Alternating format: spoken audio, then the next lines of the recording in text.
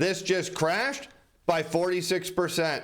I'm your host, Steve Van Metre, and thanks for joining me today. In our lead story today, it's time to brace for disaster as an unthinkable catastrophe in the global banking system is now unfolding. And what I want you to see is we're going to look at the epicenter and how this is rippling across the world and about to plunge the global economy into the next financial crisis.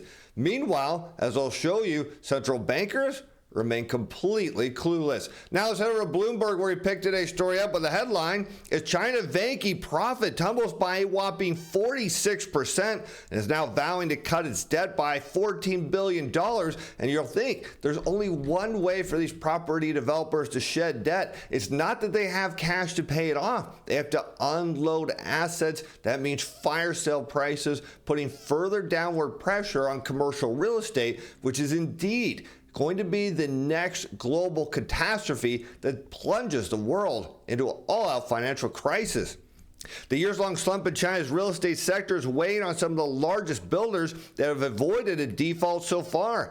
Vanke, whose major shareholder is a state-owned firm in Shenzhen, has been seen as a bellwether for the government support of major property developers after rivals, including China Evergrande, defaulted. And of course, Beijing has every reason to respond because, as we know, there's such a high and strong connection between the property developers and their banking system. If you lose the property sector, all that leverage starts to come unwound. All those loans go into default, and next thing you know, your entire banking system is insolvent. That ripples across the world, and after that, the world will never trust China as a financial center ever again. This is all hands on deck for Beijing as Vanke posted its biggest sales decline in its 6 years last month, adding to its liquidity strain, suggesting it has no means to pay off all that debt.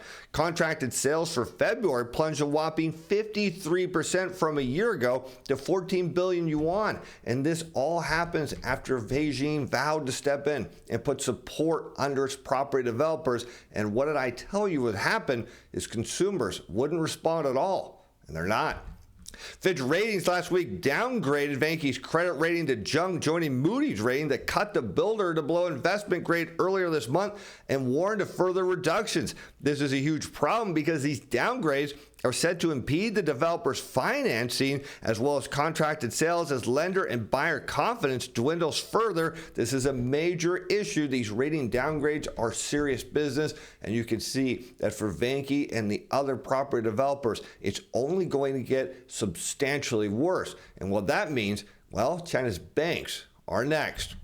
As China's property crisis is rippling through its biggest banks, and one place should have a crisis, well, that should be your trading account. But suddenly I have one because all of my YouTube friends, they're calling me, telling me, Steve, you need to stop offering this 30-day free trial. You're destroying our business. Our subscribers are leaving in crazy numbers because your system works better. They keep telling me, cut this out because, look, let me give you an update on some of our top trades going back to February 20th. This is a close of business yesterday. We're putting up some big, strong numbers. Look, you want to make money trading? Forget having to sit in front of a computer all day like my friends tell you. Forget these 7-day free trials. Why? Because in 30 days, we're going to show you how to pay for the whole subscription for a year. You want to trade GDX? A lot of people struggle with it. We nailed it. We got trades in here, down here, and now you're up and running with some big numbers. How do we do it? We've got our CTA Timer Pro. Now, we take a look at those machine positioning we talk about every Sunday. I mimicked it. I've got all the data on it, and what do? We run a historical overlay. So we show you when they're extreme positions.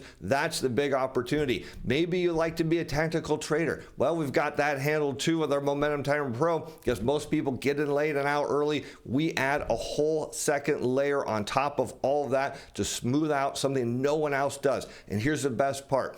30-day free trial for both. We put up the trades every day as the reports generate. I even put in a video. This week, I went and factored all of our prior trades to help our subscribers because we want you to make money. Check out the links in the description below because Bank of Communications reported Wednesday this property bad loan ratio jumped to 4.99% at the end of last year from a 2.8% year earlier. What this means is opportunities are going to be knocking in the markets. Our reports will show you where these are at, because these banks are going to unwind in a big way. Because look, while the balance of its overdue mortgages slipped, the special mention of loans for the segment, a leading indicator of sour loans, jumped 23% to 9.88 billion yuan. You want to make the case for zero interest rates? It's going to be all over today's show, because bigger rival Industrial and Commercial Bank of China saw its bad loans from residential mortgages rise 9.6% to 27.8 billion yuan. In corporate loan segment, its property non-performing loan ratio was the highest among all sectors. In fact, even Agricultural Bank of China, not wanting to be outdone by its peers, reported a 4.7% increase in soured residential mortgage loans last year, while its non-performing loan ratio for the property sector also topped other industries. So what are these banks starting to sell us? Look, they're saying the defaults are going to go up. People are missing payments. They're late on payments. This is a serious issue that's happening. And you look at the property developers, they are going to go down. Consumers are struggling. They're running out of cash. What these central bankers and political elites did is invert the yield and money curves. They constricted the creation of credit and the creation of money in the global economy. And then now it's starting to actually hit home. And as you're going to see, ripple all across the world. Meanwhile, all they care about is inflation. Well, when there's no banks left, we won't have to worry about that, as the nation's largest state-owned banks are struggling to maintain growth as Beijing tasks them with duties to help pump up the domestic economy, as well as rescue its debt-laden property developers and local governments. The state banks have so far heeded Beijing's call, which is, well, what you do in that type of situation, because they are a dictatorship, to lower the lending rates and step up financing to support developers, because you better do what they tell you to do, or else, well, in this case, what you're seeing is, look, the government's come in and say, look, you banks, you need to lend, and you need to lend now. We're going to make you lend. Meanwhile, everyone else is becoming late on their loans, entering default. It's a bad situation. The only answer will eventually be to drop rates to zero, and I don't think that will even solve it. You may have to go negative, and here you can see China's banks' bad loans climb to a record high as margin slumps. You want to talk about an ailing economy headed into a recession? There you go. Financial crisis right behind it. As big lenders' profitability and asset quality are in focus, as investors wait to gauge the resilience in an economy that's heavily reliant on bank lending to regain momentum. But that's the case with any debt-based economy, even here in the U.S. Bank lending is absolutely critical. If you see it contract, it's just another layer of money destruction. Because remember, commercial banks create money when they lend. The problem is, if there are more loans being paid down or off than are being created, you have unnet money destruction. Just add to the problem here. Outstanding bad loans climbed to a record 2.23 trillion yuan. Here you can see in the U.S., we talk about the link to lending in the economy. We've got U.S. data here. Commercial industrial lending now contracting 2.5% year over year. This is usually something that only happens in a recession or just after it's suggesting. Indeed, the U.S. economy is there, just most people don't realize it yet. Now, overlaid against the real gross domestic product in red, what do you see? Slowdowns in the economy match slowdowns in lending. You see that happen every time, suggesting what we heard, of course, from the Biden administration, that the last quarter was just a sign of the boom to come, and the Fed championing their self and how they caused the global, or the U.S. economy, that is, to engineer a soft landing. The banking data suggests something far worse is coming. And normally it goes along with cutting rates. In this case, that means we're likely to head back to zero, maybe even negative, when the Fed finds out that 0% didn't work. Because I want you to see that when you see slowdowns in lending and you do not have higher interest rates working. So that's the key here, is the Fed thought, hey, we're going to raise rates, and because the economy is so robust, it won't have a problem. In this case, we see lending growth and demand contract. How do you spur it into creation? You have to lower rates. And you'll notice that, look at this chart. Throughout history, that's exactly what works. Slowdown in lending, Fed's cutting rates, that's shown in red. And how about now? We're in contraction. This is the first time we've been in contraction and the Fed wasn't aggressively cutting. This is dangerous. It's only a matter of time before these lags of central banking policy kick into the real economy. By then, any pivot by central bankers will be too little and far too late. Because here now we're seeing it's starting in China, but going all around the world. As Swiss banks risk significant losses from commercial real estate, as watchdog FINMA says, not to be confused, of course, the regulator here in the United States.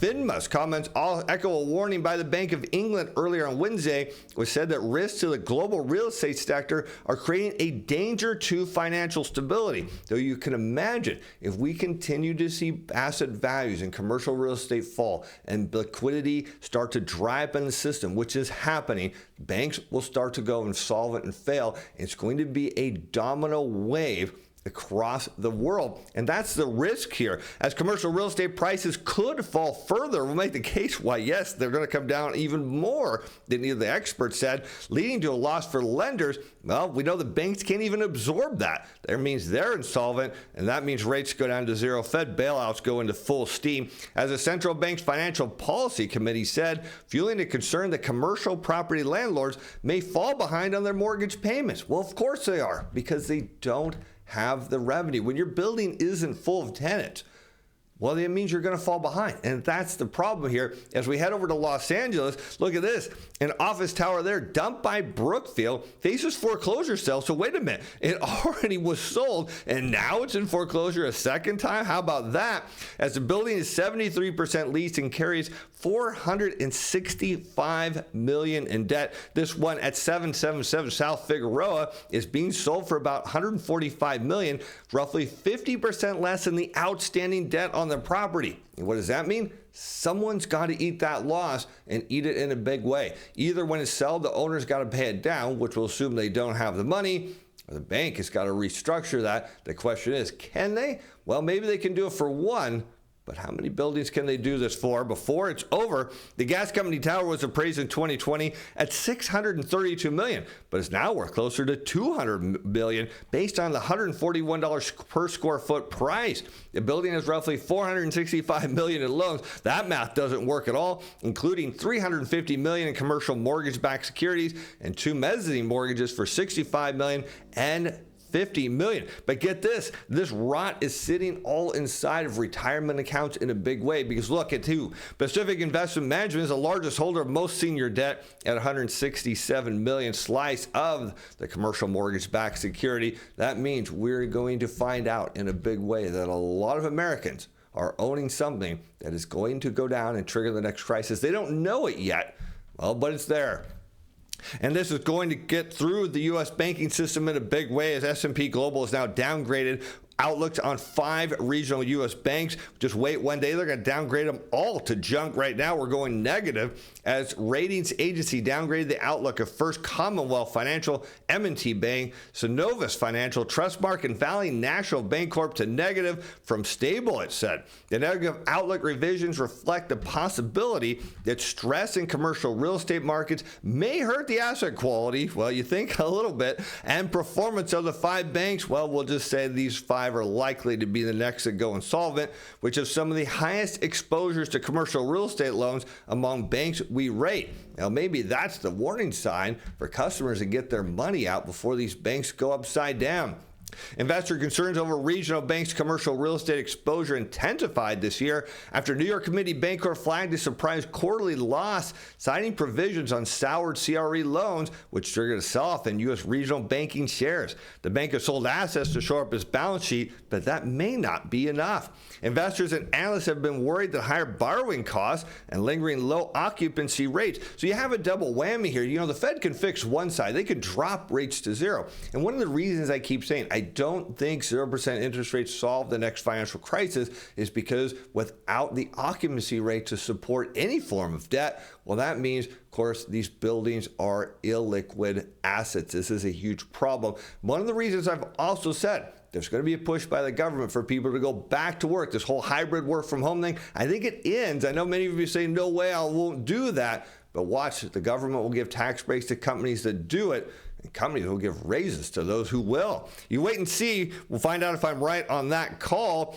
But office spaces for the aftermath of the COVID-19 pandemic could result in more lenders taking losses as borrowers default on loans. The problem, as we've noted, their banking system is insolvent. These small and mid-sized regional banks cannot absorb losses. They're already upside down in their loan book. They're upside down on the treasury securities. That means we got to go back to zero, maybe negative, again, so these banks can offload their treasury securities, because then they can sell them in the market where there'll be a massive amount of demand. They need their loan book to go the other direction too. Maybe they can find buyers for it. Maybe the Fed will buy it. We don't know. The problem is these banks are going to need a lot of cash, and there's no answer on where they're going to get it from. Because right now, Powell, well, he just could care less about commercial real estate as he's juicing the bond market bet on inflation with a tilt to jobs. He doesn't worried here about what's going on in the commercial real estate market. That should be his focus. But look at this. If anybody thinks that there's a relationship between the federal funds rate and the consumer price index, I want you to see that normally there isn't one. In fact, usually the Fed's cutting rates well ahead of inflation in some cycles. Other times it's cutting rates after. This time, well, they're doing nothing as the commercial real estate market destabilizes and threatens us into an all-out financial crisis. Now they're focused on the labor market, which as of today is holding steady. But this is what we should have been focused all the time, because what you can see is when you note the federal funds rate in red, when it comes down, it matches when continued unemployment claims, which are sitting just over 1.8 million. Well, when they head higher, the Fed starts to panic, because you don't need to worry about inflation when people are losing their job. It's only a matter of time before the data catches up to it. But what does the Fed really care about? What do they really follow? Well, that's two-year treasury yields. And what they're starting to tell us, that's shown in blue, is the Fed's got policy wrong, and the bond market's starting to say the stress is building in the system in a big way. And if something's not done, and soon, we're going to not just be in a global recession.